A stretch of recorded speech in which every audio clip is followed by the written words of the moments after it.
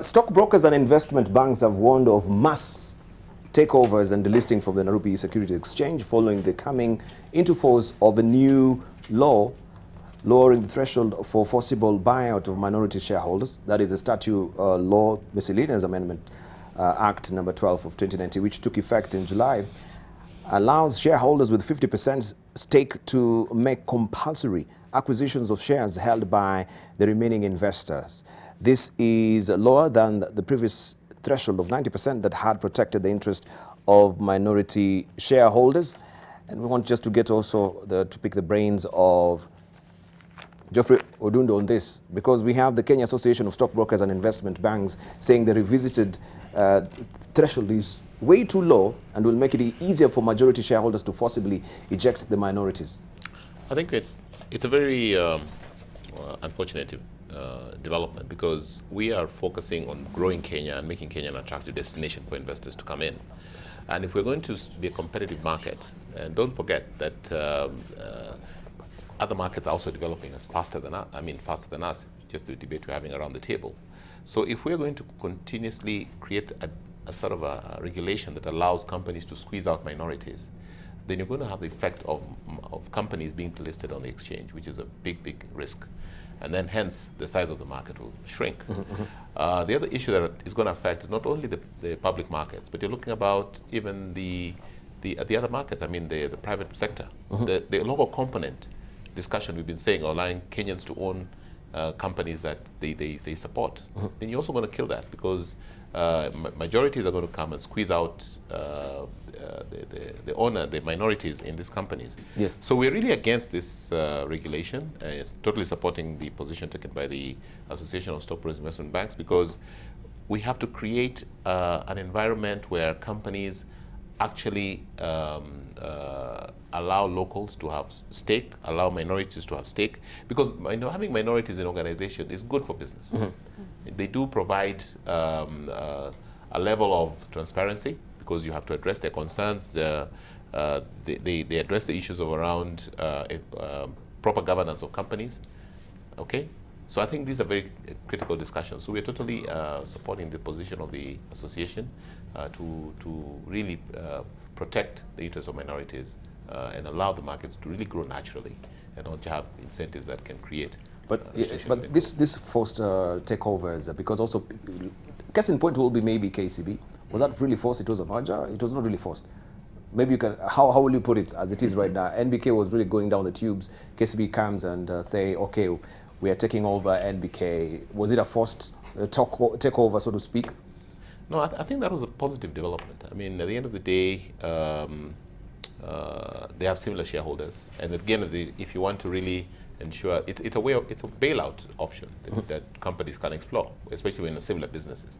Government has interest in both entities. It didn't make sense for them to bail out one, yet they put an institution that can support an existing one. So I think that's a positive development, and that's not really the issue at stake here. I think the issue at stake here is how do you protect the minorities? Because KCB still has a significant minority in the organization. But we see the blowback with the KCB. Now they made a U-turn on keeping NBK after the merger.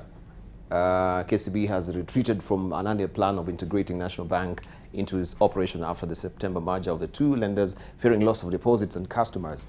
There's always that particular doubtful cloud that is hanging when you're merging actually with another company that is not really doing well. I don't know. Maybe you're the experts. You can actually tell me on this particular development. Odundo, you want to share on that a bit? I think it's being blown out of proportion, in my view. Really? I think it was part of the plan to go into a phased approach where you allow it to run as a standalone and then merge it in. Probably they see bigger risks in doing that, especially around the depositors keeping the money within NBK. They would rather have it all into KCB. So you also have to protect the possible flight of deposits out of the institution. So probably they have a good case to consider putting it together, because that's really the long-term plan. So I think it's probably a discussion that is not really, in my view, a big risk. A big risk. I tend to feel, one of the things is that we go back to Kitonyi's case. Yeah. Okay. We should be also preparing your headline thoughts. I'm sorry to butt in. Yes. There is over-regulation of listed companies. I must say I support the NSE totally, because what they say is, look, as far as financial reporting goes, you just simply you do what CMA tells you to do. But what I feel is that we have this encroachment, further and further and further and further regulation, and the CMA is now going to threaten people. Look, if you don't actually, report properly, we're going to reveal your names to the public. And I feel it's another case of overregulation. Mm-hmm. In this country, in the first 6 months of this year, private equity raised 8 billion shillings. How many new companies did we have in the NSE? No. Now the point is, if private equity comes in, raises a company to a really good level, mm-hmm. they want to be able to sell that equity, and they should be able to do it on the NSE. But people look at the NSE and they say, wow, there's so much regulation there. If I'm the managing director and I'm getting, whatever million it is per month, this is going to be revealed to. That is the biggest single problem that we have. Thank you. So, I think, let's go back to Kitonyi's idea. Try to reduce the amount of regulation. We're over-regulated today. We're over-regulated, and of course also there is a food and safety regulation, I think, bill that is coming up. So they want also to get another regulator because of the food safety as well. Yeah. Oh, okay, we should be winding up right now. Your closing remarks? I'll be very brief. And maybe also you could weigh in on your closing remarks on the AG's office. Up to now, most of the parastatals have not really submitted their audited financial reports because we don't have an auditor general. In your closing remarks as well. Skip that because I don't have any comment on that right now. Okay. let me just say, or maybe you're the AG in waiting. Maybe. Well, I'm a lawyer, but I put the AG in waiting. You see, in classical economics, I mean, one of the fundamentals of for economic prosperity is to have a stable legal and regulatory environment. Yeah. And unfortunately, in Kenya, right now, we don't have that. And one of the reasons, I think we've addressed a very small issue here, that is the issue, the pirate law. I would actually call it a pirate law that has come up on the miscellaneous amendments to the Companies Act. Why do I call it a pirate law? It is akin to a vessel on the ocean. You get an attack by pirates, and then you say now, because in law, if the pirates are able to get up the ladder to the ship, then they're legally allowed to throw out the people on the ship. I mean, you actually allow people to take over the ship. So what am I saying is we need to actually consider the whole issue of how many legislative arms we have. As a country, we have 47 legislative arms in county governments. Then we have the Senate and they have the National Assembly. They've got to do something. Thank you. We have 49. What do we need 49 for? Thank you. Why didn't we even have regional legislative organizations? The ball is trying to get us to stop. In conclusion, I'll end on a positive note. We as a manufacturing sector appreciate some of the positive things that came out of the finance bill. The spirit of the law in principle was to see how we make locally manufactured goods more competitive. So we saw things like the IDF, RDL for locally manufactured products. We saw some of the differentials that were put in place between manufactured and imported products, and we really appreciate that. What I urge is that in implementation, we carry forward the spirit of the law.